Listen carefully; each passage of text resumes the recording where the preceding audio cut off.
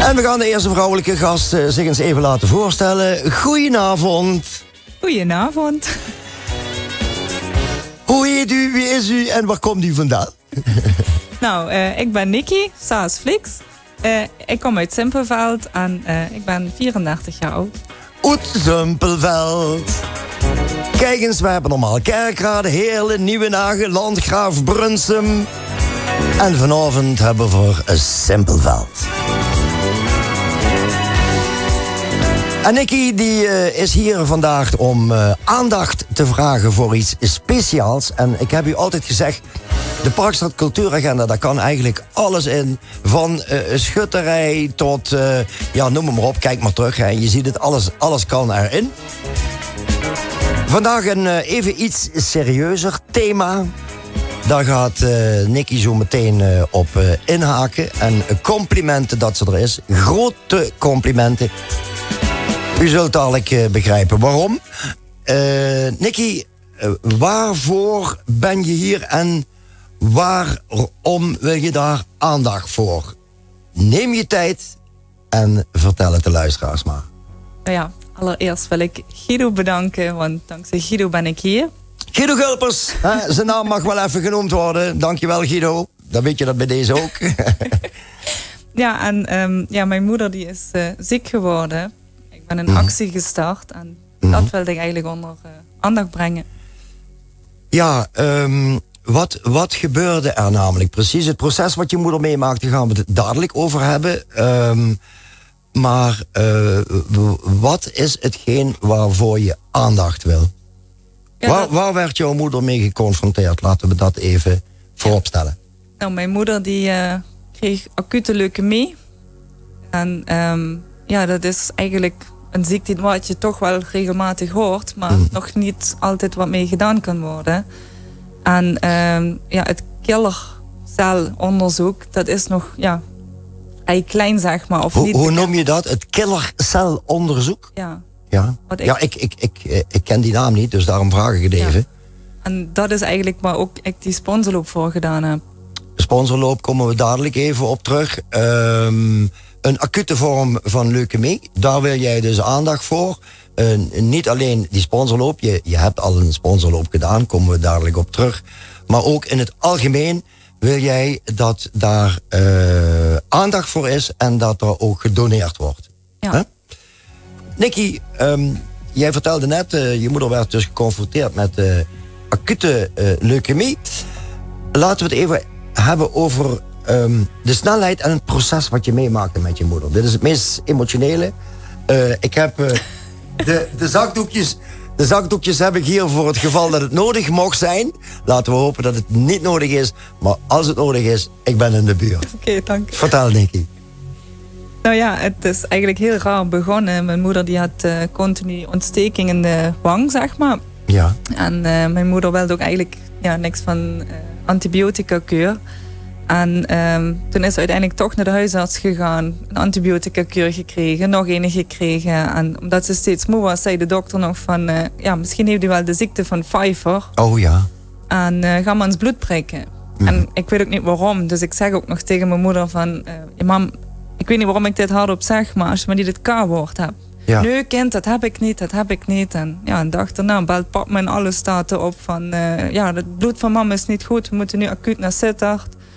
Een paar dagen later heeft ze dan biopsie gekregen om te kijken of er iets anders aan de hand was. Normaal duurt het 7 tot 14 dagen dat je de uitslag krijgt. Maar dezelfde middag had mijn moeder al het gesprek van mevrouw, je heeft acute leukemie. Ja, en op dat moment ja, zakt de wereld onder je voeten weg van wat nu, wat is dit? Wat gebeurt er nu? Gaat mam weg? Gaat mam door? Ja.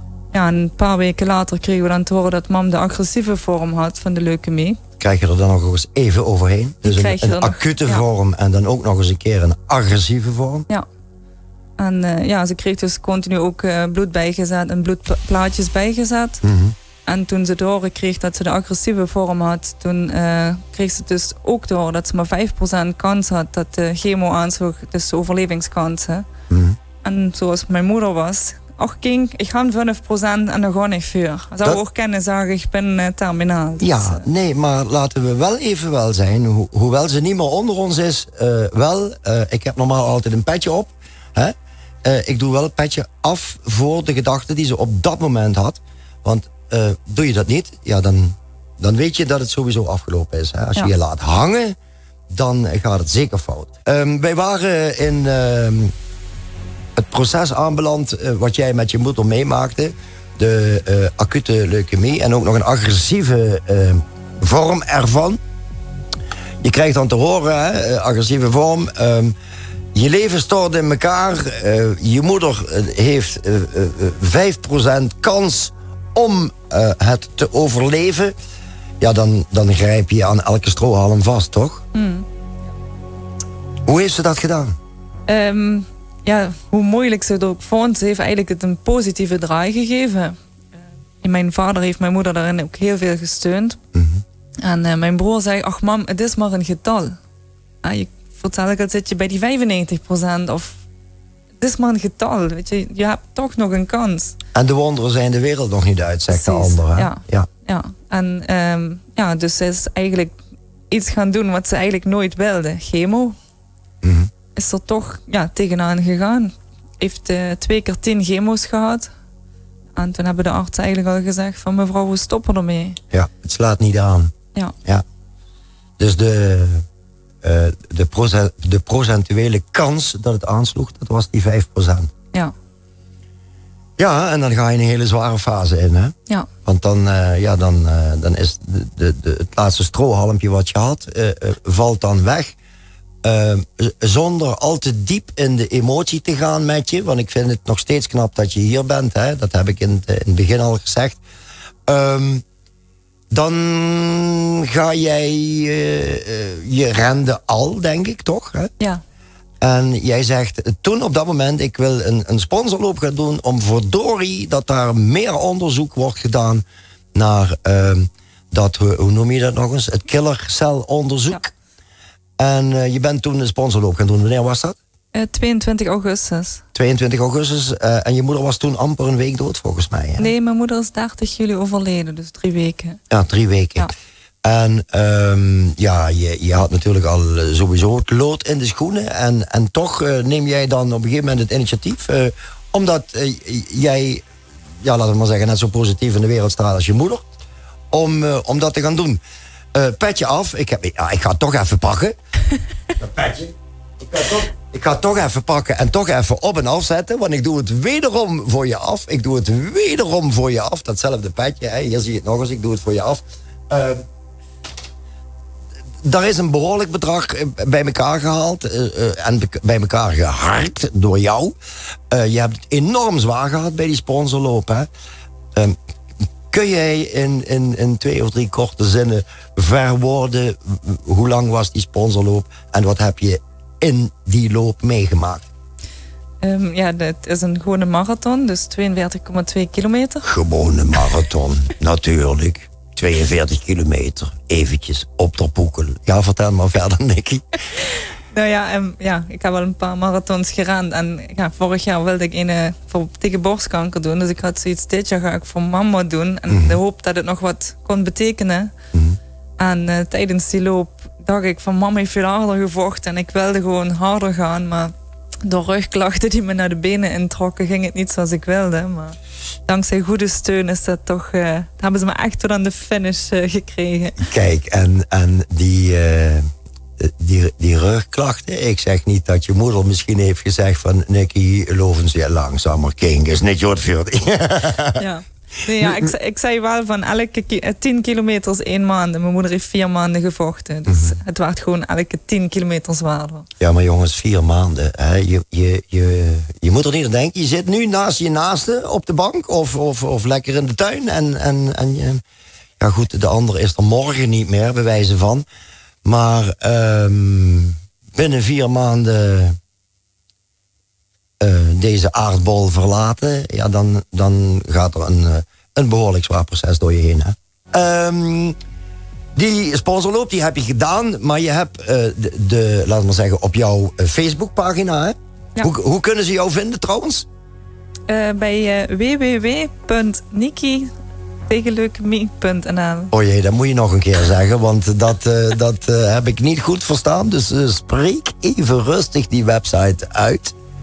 Dus www.nikki-tegenleukemie.nl. Oké, ja, dat is beter te verstaan. En daar kun je dus Nikki vinden. De sponsorloop heeft inmiddels plaatsgevonden, maar u kunt nog steeds daar doneren voor dat killercelonderzoek, wat zo belangrijk is voor deze acute en agressieve vorm van leukemie, waar we liever allemaal niet mee te maken hebben. Maar ja, we zeggen het zo vaak, het is altijd bij die ander en ineens komt het kort bij. En Nikki, dat was bij jullie ook het geval. Complimenten. Hartstikke goed, je hoorde meisje. Ja, complimenten. Petje af, ik heb het 3 keer voor je gedaan. Groeten aan Zumpelveld. Groeten aan alle mensen om jou heen. Je familie, je vrienden, bekenden. Wil je nog ergens op terugkomen, Nikki? Als dat mag. Ja, zeg het maar. Ja. Nou, ik wil eigenlijk alles en iedereen. Dus familie, vrienden, bekenden. Mensen die ik ook niet ken, maar ook kennen heb geleerd in de afdeling van mijn moeder. Dat ik ben echt gewoon iedereen dankbaar. En ja, de mensen die nog vechten, echt, ik wil ze gewoon echt een hart onder de riem steken. En ik hoop dat ik ze nog kan helpen met deze donaties. En ik wil mijn broer bedanken dat we toch een onderzoek hebben laten doen voor een stamceldonor te kunnen worden. Dus ik hoop dat mensen ook misschien dat nog willen doen voor de mensen met leukemie. Ja.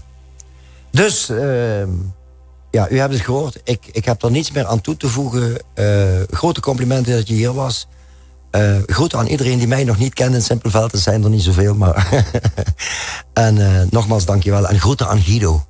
Zal ik doen. Allee, dankjewel en goed thuis. Ja, dank u wel. Hoi, hoi.